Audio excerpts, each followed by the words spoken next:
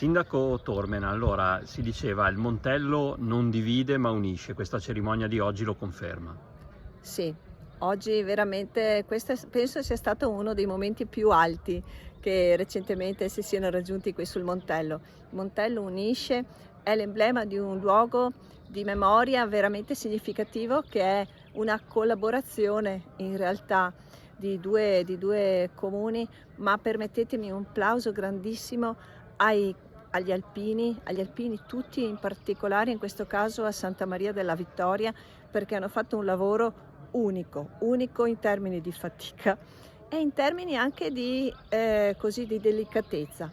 La manutenzione che è stata fatta rende veramente onore a questo posto e credo che nessun monumento, che abbiamo qui sul Montello sia in realtà la dimostrazione storica di come un evento unisca non solo il Montello, ma anche il Piave e la sinistra. Qui è una memoria collettiva che hanno vissuto di qua e di là del Piave e che per questo ci unisce.